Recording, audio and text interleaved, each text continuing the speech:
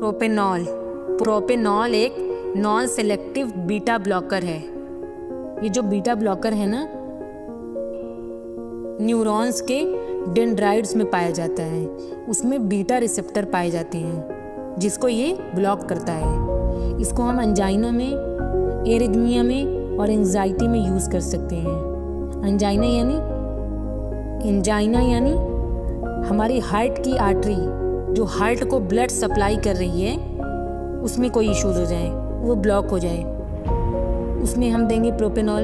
Arrhythmia, अगर heart का rhythm ही बिगड़ जाए तब हम देंगे प्रोपेनॉल। और एंजाइटी में अब डिस्कस करेंगे अल्कोहल।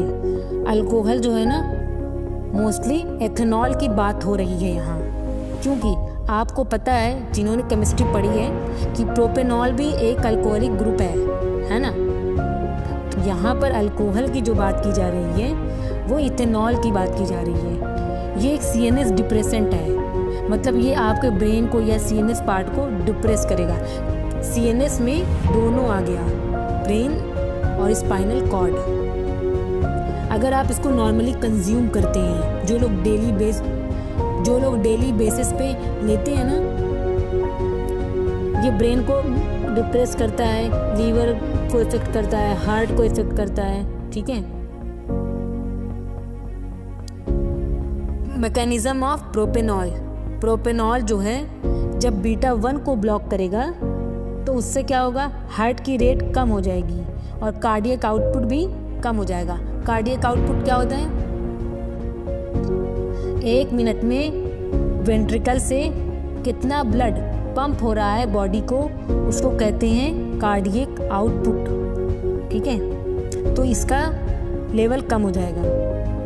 और जब प्रोपेनॉल बीटा 2 को ब्लॉक करेगा तो पेरिफेरल वेसोडाइलेशन हो जाएगा, यानी वेसल जो है वो डायलेट हो जाएगी। ये दोनों मिलकर कलेक्टिवली क्या करेंगे, ब्लड प्रेशर बहुत डाउन हो जाएगा, पल्स रेट बहुत कम हो जाएगी, ठीक है। मायोकार्डियल ऑक्सीजन डिमांड जो है वो भी कम हो जाएगी।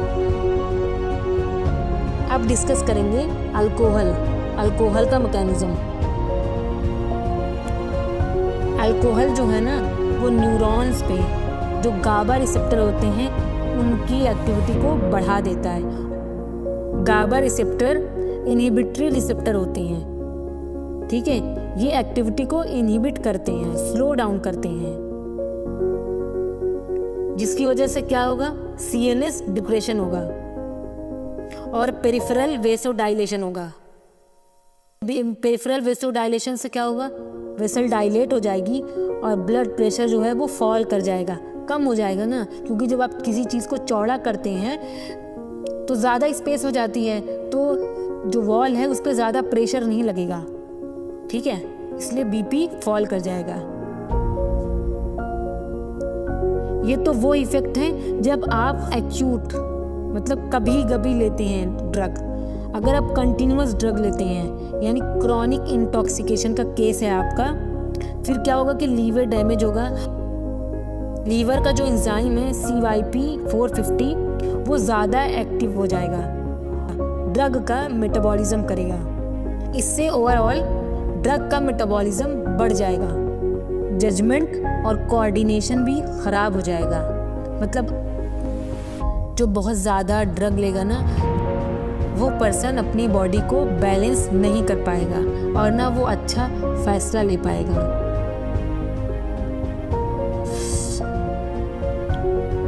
अब डिस्कस करते हैं ड्रग इंटरेक्शन।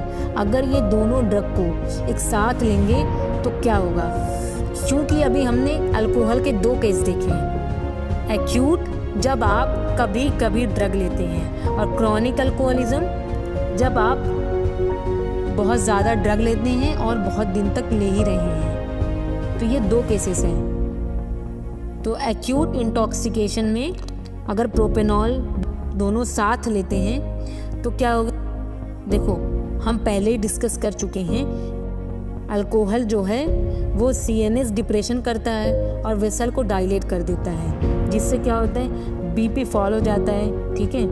और प्रोपेनॉल क्या करता है, ब्लड प्रेशर को फॉल कर देता है, कम कर देता है, पल्स रेट कम हो जाती है, कार्डियक आउटपुट कम हो जाता है। तो जब इन दोनों को साथ लेंगे तो क्या होगा, बहुत ज़्यादा हाइपोटेंशन होगा, सीवियर हाइपोटेंशन, ठीक है, जो कि ब्रेडिकार्डिया से मार्क्ड होगा, ठीक है। इससे क्या होगा, पर्सन को डिजीनेस होगी, फटीग होगा, सिंकोप होगा, मतलब थकान आएगी, चक्कर आएगा, चक्कर खा के वो बंदा गिर जाएगा, बेहोश हो जाएगा।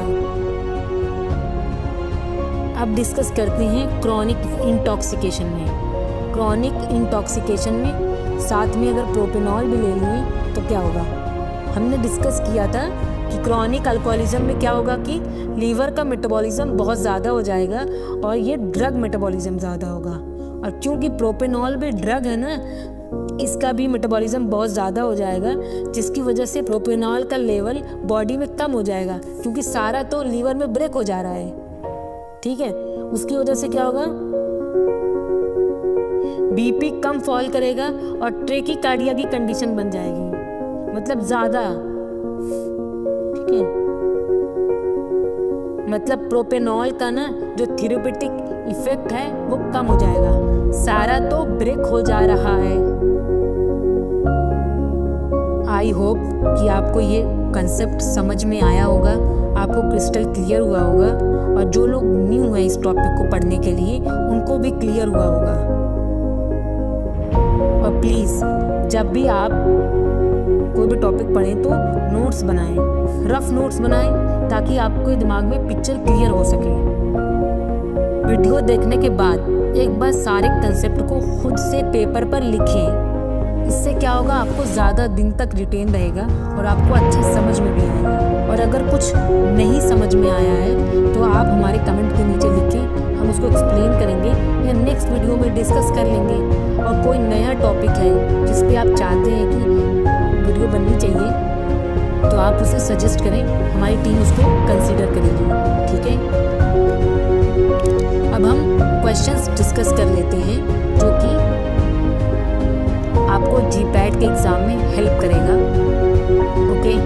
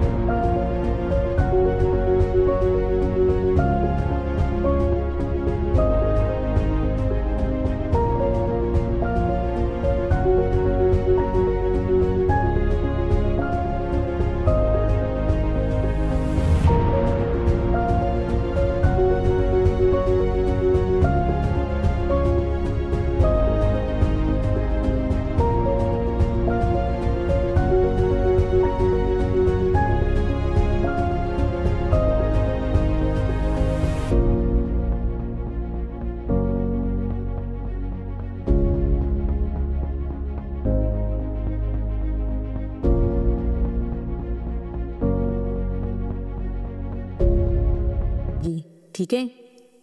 That's for today's guys.